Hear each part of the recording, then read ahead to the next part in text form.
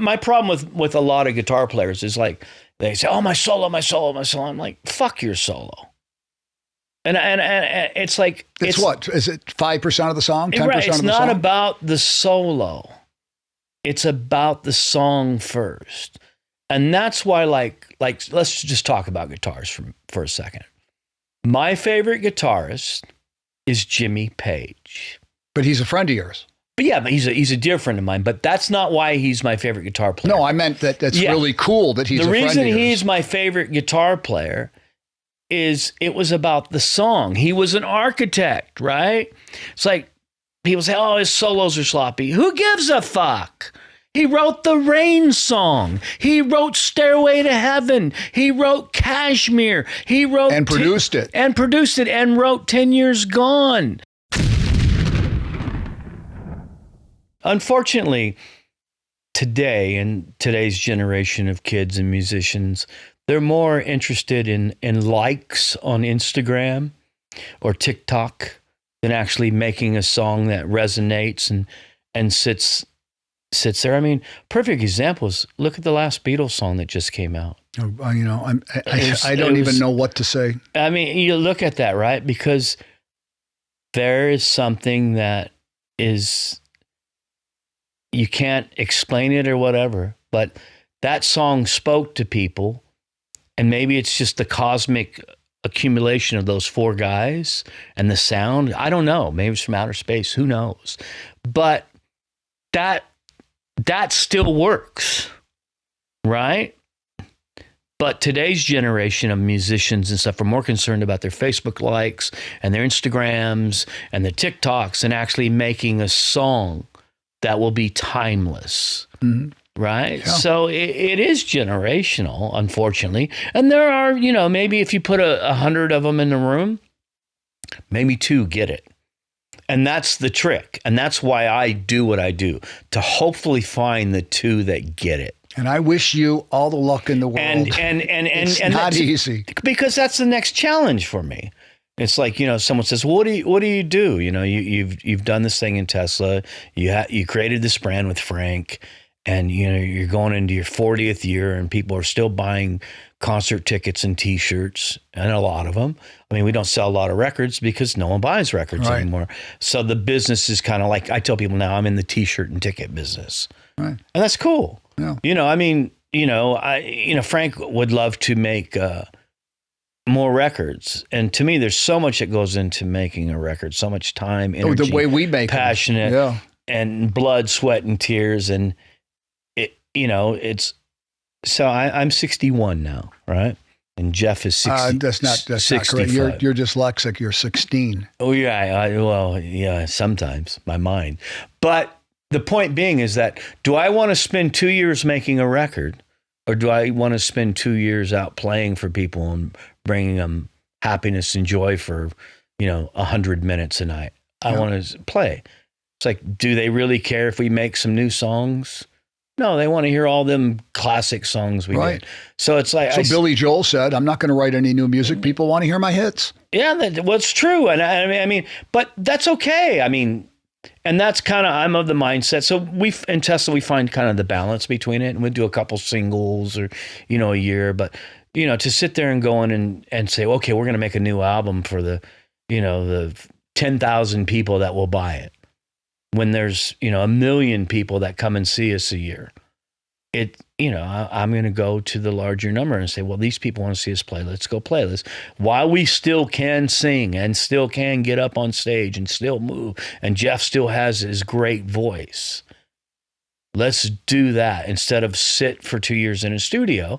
And then he's 2 years down the road and his voice, it's a muscle. It deteriorates over time. Happens to the best of them. McCartney's voice isn't what it was 10 years ago. It's still amazing.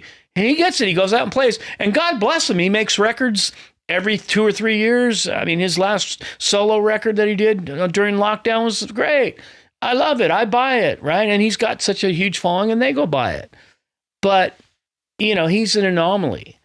But Billy Joel, it's like, I'm not going to make any more new records. And with Tesla, I don't know that we would. Well, it's just, there's only so much time left on the clock. Well, I read an article, I think it was by Doc McGee, who was talking about what are you going to do now after Kiss? Are you going to take on other bands and stuff? And he mentioned something about, well, I have to pay attention to, I'm paraphrasing, I have to pay attention to my QTR. And I'm like thinking, he goes, I want to spend time with my grandchildren and children. I'm like, QTR. And then he explained it, quality time remaining. Right. You know, and I really got something out of that and it's true, you know, you waste time. And I read an article about Bruce Lee. He was talking about, he was having a meeting with somebody and he was enjoying himself and he had an important phone call, or it was a phone call, whatever. And the person came out and said, it's time for your phone call. And he said, no, I don't want to do it. And the guy said, well, you should have taken the call. He goes, no, that guy was going to waste my time. I'm enjoying this conversation. And that his point was, you know, you've got X amount of time between now and the day, right? Right. And if you waste it, shame on you. Yeah. Yeah. People, things, whatever. Let's shift gears for a minute. Okay.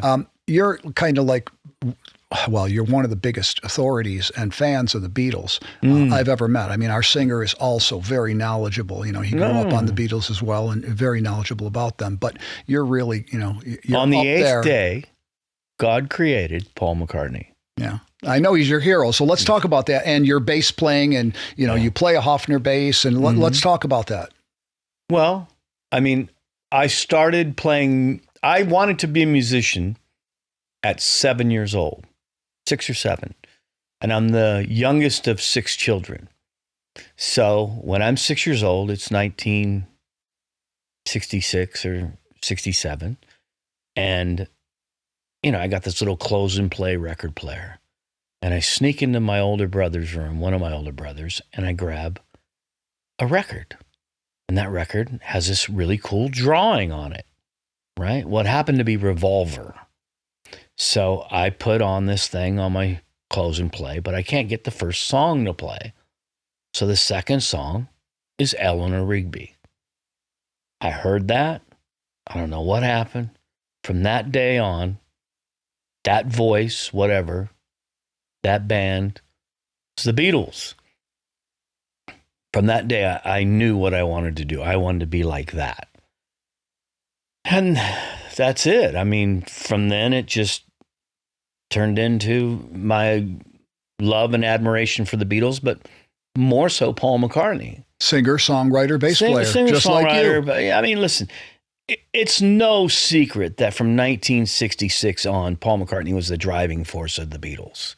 They would have broke up. John Lennon would have checked out. Yep. He was done. Once they were done touring, everything, and Ringo's even said it. It's like, if it wasn't for Paul, you wouldn't have had the last 4 albums. He was the spark plug in the band. He was the one like, let's go to work. Let's go to work. So when I was a kid, I wanted to be like Paul McCartney. So I wanted to be a bass player, right? Because Paul McCartney was the bass player. I wanted to write songs because Paul McCartney was. I'm not a singer. But you sing backgrounds on the records? I sing backgrounds, but I'm not a singer. I mean, there's things about singers like they have to technically be good, but they have to have this natural thing in their voice that's just kind of natural. That just, you know, I mean, you can manufacture it like certain pop stars do, but McCartney's not a pop star. He's a musician, right? And a singer. So that's what I wanted to do. And when I was a kid, you know, obviously, you know, I was a huge Wings fan because the Beatles weren't there. Right, they were done, and we were all hoping for some reunion, and it all evolved from that. So, at 12 years old, I broke my leg, and my mom bought me a guitar, this acoustic. But McCartney played the bass. I took the 2 strings off. I wanted to play the bass, and so I just kind of learned how to play the bass. And really, I tell people this all the time, and it embarrasses Frank because he gets all red face, but he taught me how to play. Oh, wow. Because when I had a few garage bands before I met Frank. And when I met Frank, he was amazing at 14 years old, like a prodigy. He grew up in Sacramento too? Yeah. We met. Okay. Childhood friends. Childhood friend. And once we started playing together, he was like up here and my playing was here. So what has to happen? You have to rise up. So he taught me how to play to that level. And then obviously I've taken it from there now and honed my craft. Yeah. But between Paul McCartney and playing with Frank, that's how I developed into being, the bass player I am today. But I'm not one of those guys, Joey, I'm not precious about my bass playing at all. I'm like, yeah, I play okay. I'm more precious about writing songs or producing, right? Or managing, right? Being an architect, right? Like I'm not a naturally gifted musician. I work at my craft. Join the club. Well, yeah, but you're considered one of the best bass players only by the few friends I have. Well, no, seriously. I mean, I'm not precious about my bass playing. It's like, do I suck? No. Can I play in any standard rock outfit? Yes. Am I Geddy Lee or, the guys at Les Claypool, guys that are considered Billy Sheehan? No, that's not my bag. I don't play like that. I focus more on trying to write a timeless song. But you said something really important. I want to point this out to people who are out there. I know that this channel has attracted a lot of bass aficionados, players, but I also get a lot of comments from guitar players and people of all sorts. And what he said is really something that resonates. When you said you're an architect, Jaco Pastorius, one of the greatest bassists in the world, said, "Show me a great band and the bass player is the leader of the band." What? And he likened it to the foundation. And as an architect, you build a house with the foundation. Because as a songwriter and arranger, in my mind, the way I look at it, I listen to a song and I listen to all the instruments, but if it's a vocal song, there's the singer singing. That must be served first in my mind. So I feel like all the other instruments must serve the melody and the vocal. Absolutely. And where not to play on bass is the most important thing. And I see a lot of guys that are great bassists in terms of what they play technically. Some of these guys are really phenomenal. But when they play a song, they just can't resist. No. You know what I mean? You know what I tell those guys? You should be a guitar player. Because in my mind, when I look at James Jamerson, who's one of my favorite bass players. Oh my God, yes. And Paul McCartney and John Deacon, who was in Queen. Oh, and he was genius. another guy that he was the foundation of Queen. Even though Freddie Mercury was like this amazing genius talent and Brian May, he was the glue. He was the guy that, kept it down there. Song is king. Song is number one. Correct. Vocals number two. Yes. Right? Yep. And my problem with a lot of guitar players is like, they say, "Oh, my solo, my solo, my solo." I'm like, fuck your solo. And it's like... It's what? Is it 5% of the song? 10% right, it's of the not song? about the solo. It's about the song first. And that's why, like let's just talk about guitars for a second. My favorite guitarist is Jimmy Page. But he's a friend of yours. But he's a dear friend of mine. But that's not why he's my favorite guitar player. No, I meant that's really cool that he's a friend of yours. The reason he's my favorite guitar player is it was about the song. He was an architect, right? It's like people say, "Oh, his solos are sloppy." Who gives a fuck? He wrote the Rain song. He wrote Stairway to Heaven. He wrote Kashmir. He wrote and produced it and wrote 10 Years Gone. The Immigrant Song. Right. But I mean, so if you took a guy like Beck, right? Like Beck was an amazing guitar player, but more of a fusion soloist guy, right? Right. Jimmy was the whole thing, right? And the second guy is Brian May. Oh my God, yes. What a talent. Because Brian May plays exactly for the song. Yep. But he could shred like anyone else. But if he didn't need to shred, he could play exactly like in Don't Stop Me Now or something.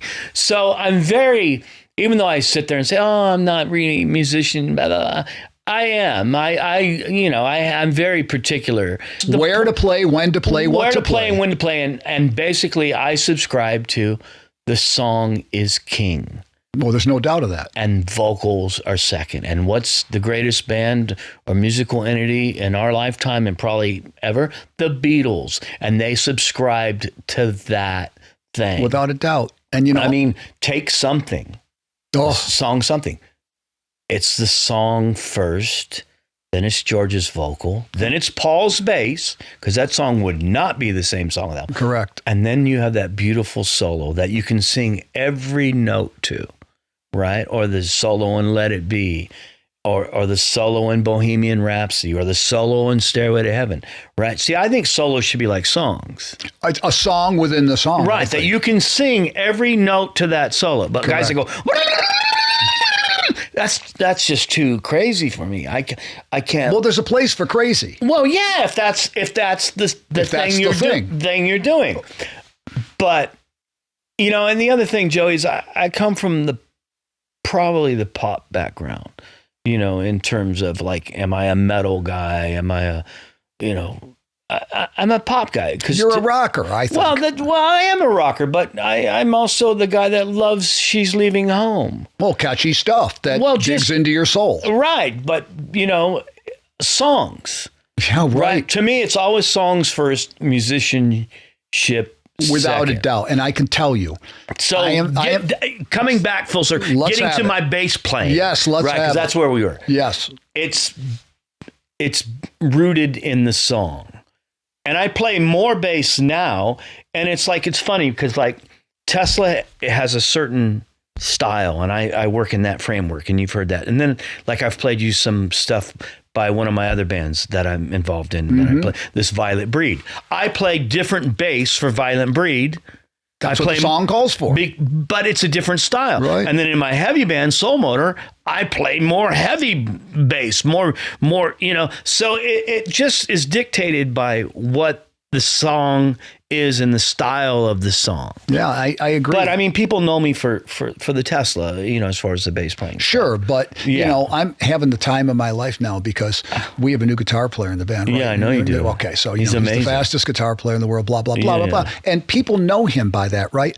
And half the comments I see is like, "Oh, it's so great that you got Michael in the band, right?" And then the other guys will go, "Oh, he can only play fast," and it's just so ridiculous because if somebody can play fast, you can bet your ass they can play slow. Now, do they have the gift of being able to play melodically slow? Can they make those statements that make you cry?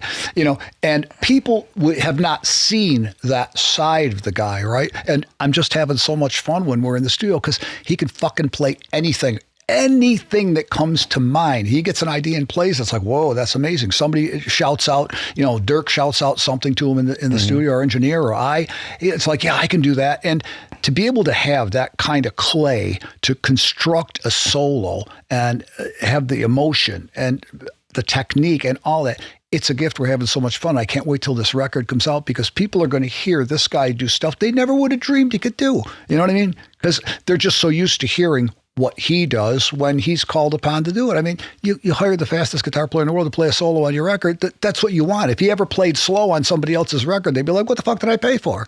You know what I'm saying? No, I get it. I mean, but there's a time and place for it. Yes, absolutely. And in Manowar. And I mean, I love Jeff Beck, right? Oh, yeah, brilliant. Yeah, I mean, and I love Jimi Hendrix, but I like Jimmy Page better. Hey, you know what I mean? That's just me, right? But I love that. Like, there's this guy, John Five. I love this guy, John Five. He's a talent, I think he's great. He's one of the, you know, I love loads. I mean, I love guitars. Like, when I produce records, I do what I call as the guitar army.